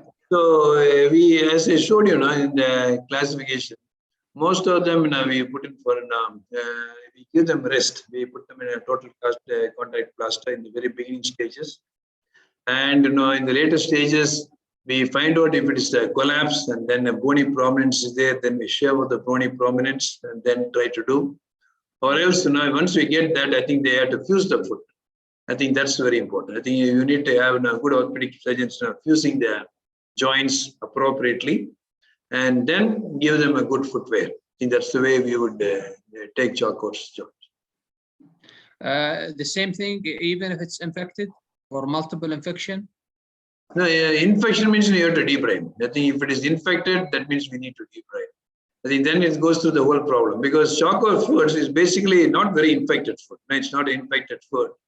But then if it's the infection is super added, that means it goes on to the category of the infection. So you debride the foot and then you start ulcer healing procedures, grafts, flaps, debridement or VAC, and that procedures you do. So wound healing must be accomplished before any bone procedures can be done for Charcot. So you need to achieve wound healing must be that must be the prime thing that we need to achieve before any stability procedures can be undertaken. The second question, how far you think the VAC machine would help your wound healing? Do you usually utilize it or not? VAC? So yes. VAC will not be useful for a patient who's got ischemia. If there is ischemia, if there is a superadded ischemia in the ulcer, VAC will not be useful. So what we do, we debride, and we think that there are not many good reconstructive or plastic surgical flap options available right now. Then you think you can only wait, you need to put only a skin graft as will be your option. And then if you put VAC, that means it helps us to hasten the process. So if I think that I could do a rotation flap or insta flap or muzzle flap, some muzzle flaps, some local flaps, free flaps, if they are able to, we think we are able to do, then I won't put a VAC. I'll go for that and finish it off. But I think those options are not there or it is difficult. Then we do, then safely put on the VAC and get the wound optimized and then put a graft and get away. Well, thank you very much. I think Dr. Richard, he has a question. Dr. Richard, please.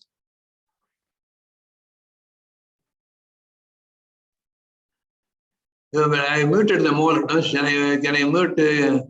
No, he can Yes. unmute. But anyhow, It's okay. his question- Thank you very much for another wonderful talk, Dr. Raja. Yeah. Please, can I ask you, have you had the chance to study outcome for the various procedures you've done, the outcome for preservation of limb and good health and life in the years following the interventions? Yeah, I think we have got a study going on to find out when you do a Keller's arthroplasty, how long do they remain this thing?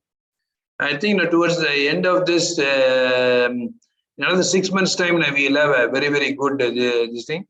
But then what we have found is about more than 50 preliminary. I think more than 50% of the people similarly.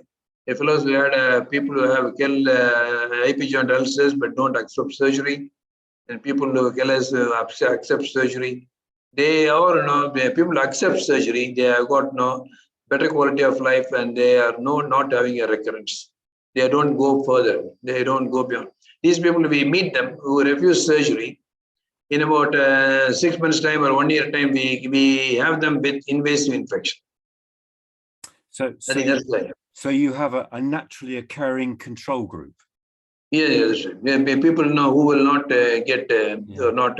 But that number, the problem is those people who don't accept surgery, they don't really come back for follow-up. That's good. That's the problem. Whereas people who accept surgery, we have them totally under our vision. So to get that matching group, and that getting the numbers on this side up is getting that's the difficulty. I think it's worldwide with diabetes. For persons who do not engage, their outcome is always worse. Yes, yeah, correct. Unfortunately. Yes. Thank you. But then we found that because in a busy unit, we need to really concentrate. We need to think, why did the ulcer occur in the first place? I think that's a good question to ask. Why did it occur in this place? Okay. And there is always a reason why did it occur in that place. And you need to correct that cause. And if you correct that cause, that means the effort that you do to heal the ulcer, it makes it much, much worthwhile and long lasting. Thank you very much. Dr. Hunt has put a great talk. Do you sometimes see ferrous lesions at the interface between the flaps and the normal skin? Yeah. Typing mistake, Dr. Raja. Yeah. Great to hear from you. And then I've learned a lot. Actually, while you're here, I have a difficult problem that I often see is that at the interface between the free flap or the flap and the normal skin of the foot, or once you've done a skin graft and the normal skin of the foot at the interface, there's sometimes these patients that develop a varicose lesion, this friable varicose lesion. What do you do? I find it's a headache. No, once they get it, treating them is very difficult. Whatever you do, it keeps on. I think it's because they say it's pathologically because the movement interface has become different. I think that's the reason they say the level of movement between the two things are different. That's the reason it happens. So what you do if you want to prevent it, when you do a shoe for them, chapel for them, at the interface where we have, you just put a silicone liner. in the area. The linings, there's a margin, but it always comes between the graft margin and the normal skin, or a flap margin and the normal skin. Okay, is the differential gliding is what's it called. So from the very beginning, you put on a small amount of silicone paste in that area, and then ask them to put on a socks, and then the shoes, whatever they wear, the incidence is much less. Thanks very much. There's a common problem all of us face, a difficult problem too. Yes. I think, Mr. Chairman, we will move to the next, but I'm not sure, but Yes. you have to transfer the host. Dr. Thomas Serena, is he around? Dr. Thomas? They can, Thomas? other person has to screen. I cannot see his name on the screen. Yeah, Thomas Serena, no? Because from the United States, it must be early in the morning, around 6 in the morning, I think. So otherwise, we have to shift to Dr. Dicker. Yes, hello. Yes, Mr. Chairman, please transfer the host to Dr. Host, transfer the host. Yeah, one second, I'll transfer the host. Yeah, transfer the host. The host transfer, 1 second. Yeah, one of my colleagues, I'm not good at it, but then I will do that. Yeah. Now it's changed, I think. Yes. Yes. He's the boss now. He's the boss now, yes. Yes, thank you very much. 1 minute, Dr. Just to introduce you for our colleagues. Dr.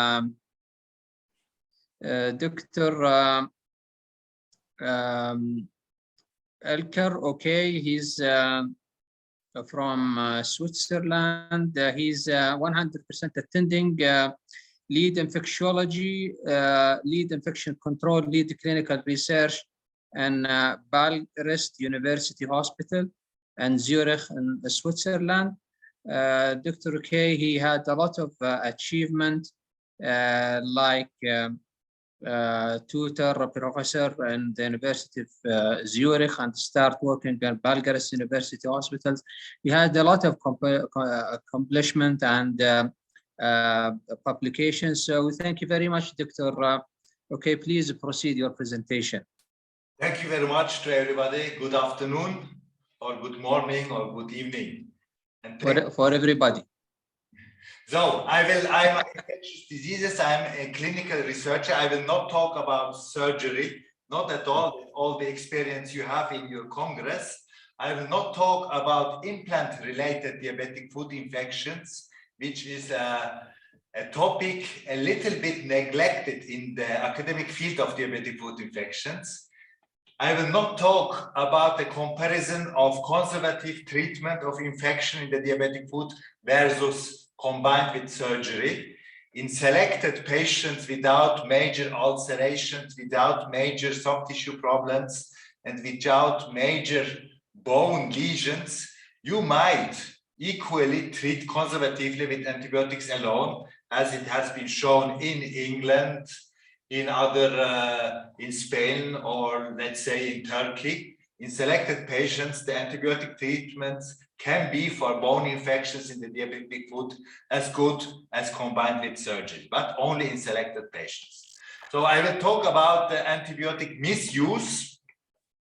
Now you might say, I'm a surgeon, I'm not really concerned about the antibiotic misuse, but as a medical person, I personally think you should be, because the diabetic foot infection will increase in the incidence and prevalence all over the world. In every country you are working, we are expecting an increase of diabetic foot infections, which can double within 1 decade.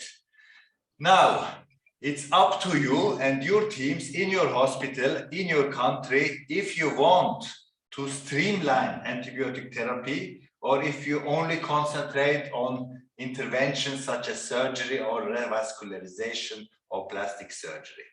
If you decide for yourself that you want to give some efforts to reduce antibiotic use, I give you now in my talk 7 reasons why you can do it and why I believe it can be easily done. First of all, you have resistance problem in your countries. I think in Switzerland, in Saudi Arabia, in Asia, in India, you will have it. Indian colleagues love to publish microbiological results of diabetic food infections. It's an example of Pseudomonas in India. About half of the clinical SUSH of their Pseudomonas infections are pretty resistant to the current antibiotics. And this resistance can happen very, very slow. Don't think that you have a resistance which is summing up over 10 years or over 20 years, and then you cannot change the resistance patterns within 1 or 2 years. It is wrong. Here a bad example because of the COVID situation in Italy. It is 2 years ago, COVID situation in Italy for the diabetic food. It is a specialized center in the diabetic food where the infectious diseases specialists were busy. So a lot of other specialists increased for the diabetic food infections in the COVID period, Corona period, the antibiotic use, and only within some months you have a lot of more antibiotic resistance within the clinical parts of the microbiology in the diabetic foot infections. So resistance can happen and can wane pretty rapidly within 1 or 2 years. It is not only a question of decades.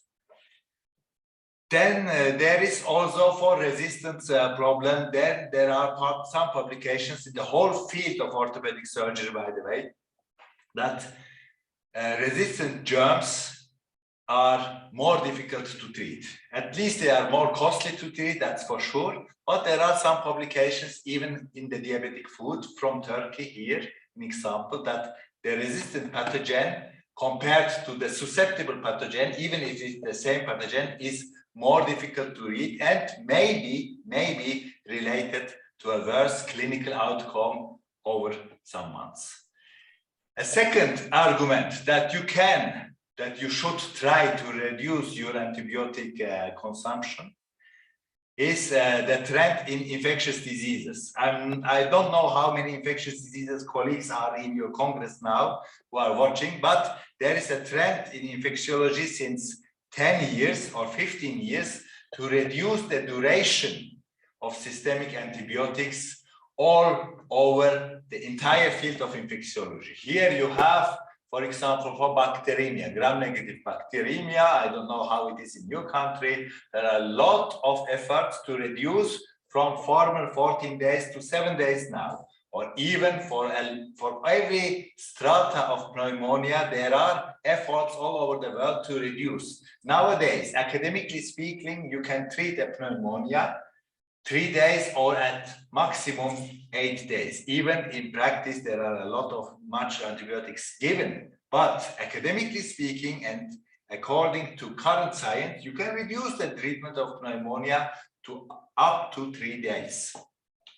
So also in the field of orthopedic infections, which is my hobby, my main topic of research is the reduction of the antibiotic durations for implant-related orthopedics infections. You can reduce from 6 to 4 weeks, or for arthritis, you can reduce from 4 weeks to 2 weeks, etc., etc. Even for sacral osteomyelitis, just to make analogy with other bone infections other than the diabetic fields.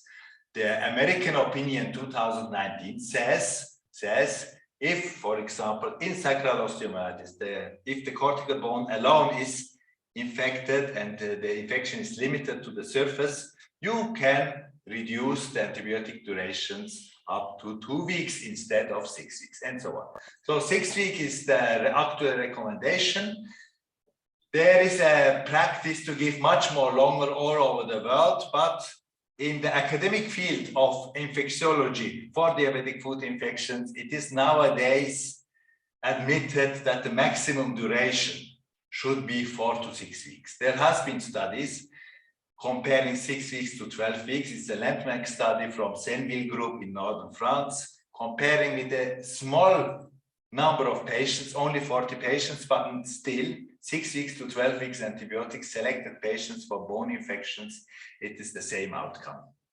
And the actual guidelines with the American guidelines, which are used all over the world, all the world guidelines recommend at maximum 6 weeks. Even if you make the analogy with osteomyelitis, the original recommendation has never been 6 weeks strictly. It has always been 4 to 6 weeks. And also in the American guidelines, in the latest one, for diabetic foot osteomyelitis, the official recommendation is 4 to 6 weeks, although many people give 6 weeks. So there is a lot of recommendation. You have a support from experts all over the world. If you want to give less than 6 weeks, let's say 4 weeks, you can do it. If you look at the retrospective studies, we have investigated, there are a lot of them, we have investigated if there is a minimal threshold.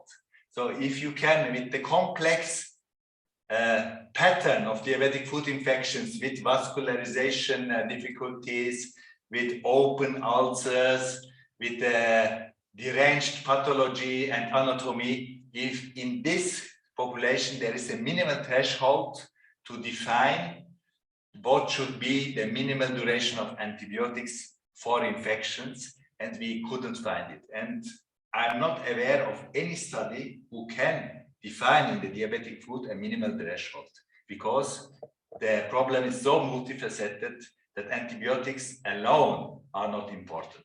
My proper opinion, the diabetic foot, even if it is infected and if there is no sepsis, for moderate infections in the diabetic foot, the treatment is 80% surgery and only 20% antibiotics. So, and also if you choose your pathogen, you can have a lot of pathogens in the diabetic foot. Which one will you target for? Will you target for the tiger? Will you target for the giraffe or for the ape? You don't know. You don't know.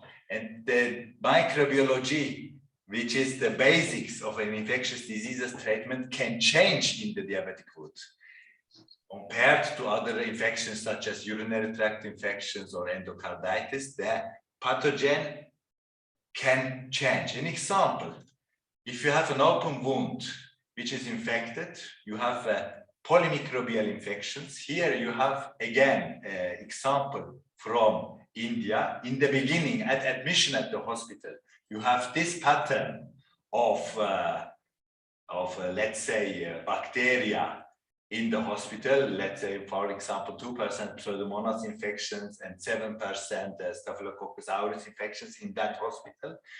And for the same infections, after 1 week, only after 1 week, if the wound is not closed, if there has not been a definitive surgery done, and there has been a selection on the current antibiotics, the microbiology may change. So the initial microbiology you treat during the episode of treatment can change in the diabetic foot very easily if there is an open wound or ulcer. And if you look at the microbiome, you never know how much bacteria you really have in the diabetic foot. Your laboratory gives you a certain amount of bacteria, but it is arbitrary. If you really look close, there is much more bacteria than you think. And even if you do surgery, a surgical debridement, it is again data from Switzerland. You have 1 surgery, you have 1 additional surgery, 2 additional surgeries, 3 additional surgeries. These are the numbers of debridements. And each one you make on the current antibiotics a new surgery or a new debridement in the operating theater. You, with the antibiotics you have given for the prior episode, you are selecting new pathogens. So there are always new pathogens. What I want to say, my take-home message here is in 1 sentence, then the bacteria you see at the start are not sure to be the bacteria during the treatment. And even if you think that you have treated the first bacteria in the start of the disease, you will have a new ones currently. If you have a lot of surgeons treat the diabetic foot and with a long duration of antibiotics because they say, and they are right, that the disease can recur. You have a lot of failures in the treatment of infections. But I encourage you to look at your own failures if they are microbiologically the same. Because you have a failure of multiple problems, such as the anatomy, such as the alterations, such as the patient's compliance, and so on and so on. But if you look correctly, you may be aware that at the same anatomical localization where you have a clinical failure, the microbiology could be different from the prior episode. It is an example from Aragon Sanchez, a well-known surgeon in diabetic foot infections from Spain, Gran Canaria, and he looked at his failures and he saw that microbiologically speaking, from all his failures of treatment, only 5% were due to the same bacteria as initially.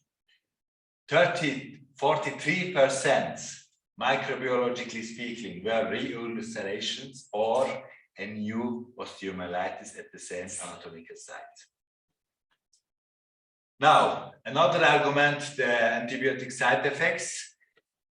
A lot of centers don't record the antibiotic side effects. You are all aware that you diabetic patients cannot support the antibiotics, especially if you give IV. There can be renal problems and so on. If you prospectively look at your antibiotic side effects, there are prospective studies of our own, then you will see that between 6 and 14% of your patients during 3 or 6 weeks of antibiotic administration will have significant side effects. 6 to 14% of all your patients, you are giving antibiotics for 3 to 6 weeks. Now, I am in infectious diseases, but I don't believe in antibiotics in the diabetic foot, unless you have sepsis with bacteremia. So antibiotics are very important, life-saving and so on. But a little molecule, 250 milligrams or 500 milligrams of a molecule will not cure the infection of the diabetic foot. It can help here in soft tissue infections, which are rapid. In soft tissue infections, which are evolving rapidly, antibiotics are important. But in such cases, you have already an infection, you have a bone infection, apical bone infections, you can give antibiotics alone. It will do nothing unless you do surgery or offloading. So I hope I have convinced you that antibiotics, you should not rely so much on the antibiotics and that you can even try slowly to reduce the antibiotics, at least in selected patients for which you are convinced that they will have a good outcome. You should not, and that's my message, give antibiotics because of a schema. So the people say, yeah, you have to give 6 weeks of antibiotics, so let's give 6 weeks of antibiotics for every patient. I think you can make, if you are really interested in it, you can make difference. You can start to reduce from 6 weeks to 4 weeks for selected patients, or even shorter. You have to evaluate. Are there studies? Yes, pilot studies of our own. 3 versus 6 weeks of antibiotic therapy for debrided diabetic foot osteomyelitis, prospective randomized trial in Geneva with the same outcome. 3 weeks against 6 weeks. We did the same for soft tissue infections. I don't know which are the schemes in all your countries, but in Switzerland it was 10 or 20 days. For soft tissue infections that has been hospitalized in a hospital in Switzerland, 10 versus 20 days of antibiotics, the same results. And we are doing a confirmatory trial over 400 episodes of diabetic foot infections in Zurich at the Balgrist. And we are also addressing a little neglected academical or practical issue. Yeah, you do your amputation, you clinically think you are in the safe zone, but you might have still a contamination of the proximal margins of the bone. This is a risk factor for failure. It has been published as the proximal contamination of post-amputation bone of the stump is a risk factor of stump failure within 2 or 3 months. But now, do you give, if you have here still bacteria, do you give 6 weeks of antibiotics or 1 week of antibiotics or 3 weeks of antibiotics? Nobody knows. Here in Zurich, we are doing a study comparing, randomizing 1 week of post-amputation bone infection, 1 week of antibiotics versus 3 weeks. And in the interim analysis, there is no difference. A little discussion, a lot of discussion is IV. Do you really need IV in absence of bacteremia or sepsis? Do you really need IV in a diabetic foot with a lot of arterial insufficiency? It's an open debate, but in academic infectiology, it has been acknowledged since a lot of time that even in bone, it can be diabetic foot bone, it can be other bones, oral antibiotics can be as good as IV antibiotics. This is a Cochrane review of 2008. There has been also a huge multi-center study in England comparing oral versus intravenous antibiotics for practically all bone and joint infections, including prosthetic joint infections, saying that oral antibiotics can be, you can switch from IV to oral antibiotics very early in the course. In that case, it was 7 days. And we also did a lot of studies, retrospective studies in Switzerland. For so far, oral, even beta-lactam antibiotics are as good as IV antibiotics. So you can do antibiotics to a chip even in diabetic foot infections, because the infection is the tip of the iceberg. You have to treat the other problems, the surgical problems, the vascularization problems, and the compliance problems, the offloading problems first, and then you have a margin to reduce your antibiotic in the diabetic foot. But to reduce the antibiotics in your diabetic foot, it takes the commitment of all of you, and it takes the courage to try it.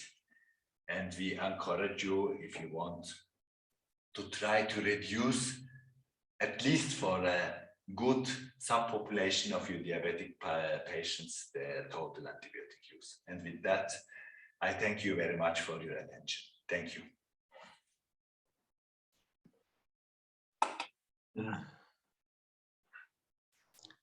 Thank you very much, Dr. Okay. Mr. Chairman, any question?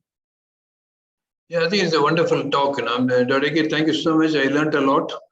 And particularly one of your slides was very interesting to me. That slide was, you had a slide which states the first debridement, second debridement, third debridement, fourth debridement, different organisms. Yeah. That was a very thought. I have not read that, but so it was very thought-provoking for me. And was there any interval between those two debridements, Dr. UK? Is there any specific to intervals between the debridements? I didn't understand. Pardon. What was the interval between the debridements? The indication for the debridements for the surgeons. The interval, but the first debridement and the second debridement, how many days gap? It is, the gap between debridements. 5 days. 4 or or 5. Yeah. Right. Yeah. So if you don't do that's interesting. If you do not planify your surgery, and if you not do the maximum, it's my opinion as a non-surgeon, if you not do the maximum of your planified surgery at the first instance, and you are not experienced surgeon, you should gain experience with the experienced surgeon before doing diabetic foot surgery.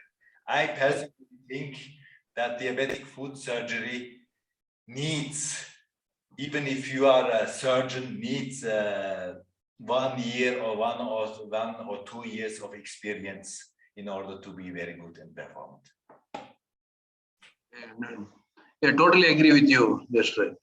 And it was very reassuring to listen to your talk, to tell us that we can switch on to oral antibiotics quickly, and also reduce the time of antibiotics, because we don't see any new antibiotics coming up. We don't see any new antibiotics in the pipeline.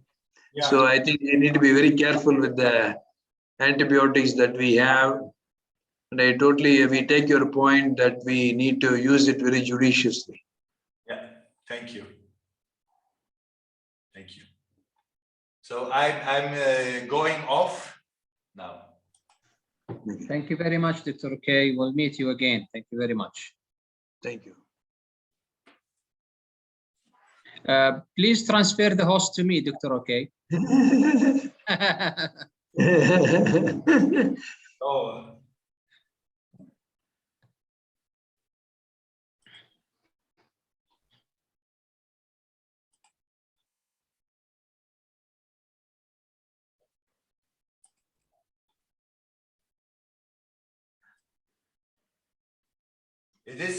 It is done. I don't know.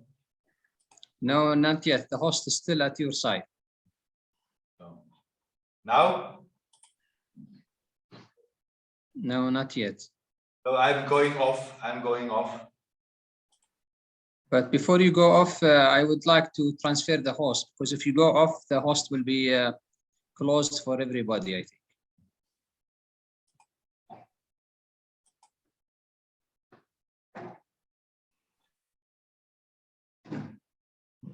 Maybe it's because this is the last talk of this session at Alabi. Yes. So maybe Yeah, now we could finish. You could give the concluding remarks so that we'll have Dr. UK still, and then you could finish this. Fortunately, No, that is his last talk of the day. Yeah, I think just to make final checkup with Dr. Thomas. Is Dr. Thomas around?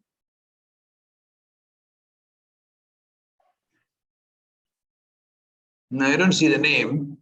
Yeah, so I think he missed his lecture. So what do you think, Mr. Chairman? Are we done today? I think we did a great job today. Yeah, unless anybody has got questions. I don't see any questions. Yeah, I think they're all happy. They are. I'm interested to have your lecture again. Either send it to me by PowerPoint, or I think we have to chat again, because to be honest, you recorded, no, Chairman. You recorded it, right? It is recorded, yes, because it's really covering all aspects, and it has multi-dimensions plan. So it's really nice. Because if you're running a big diabetic unit, and if you are just only healing the wounds, and then what happens is that this is very frustrating to have these people come back. So we found the best way is to catch them early. And in the next month, when the COVID subsides down, we are planning to have a big screening bus.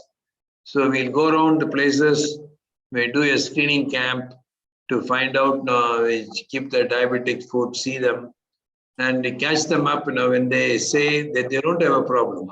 At that time, we are going to tell them, no, we can help you, so that now we prevent the ulcers.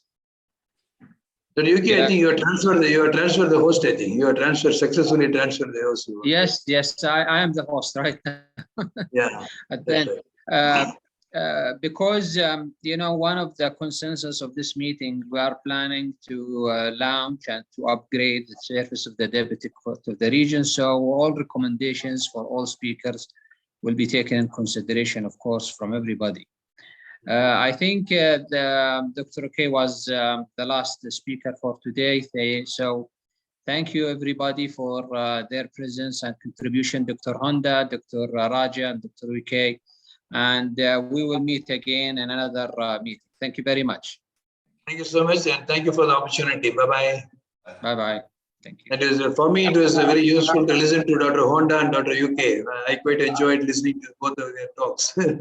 Thank you very much. Thanks, Dr. Raja. Thank you. Bye-bye. Bye.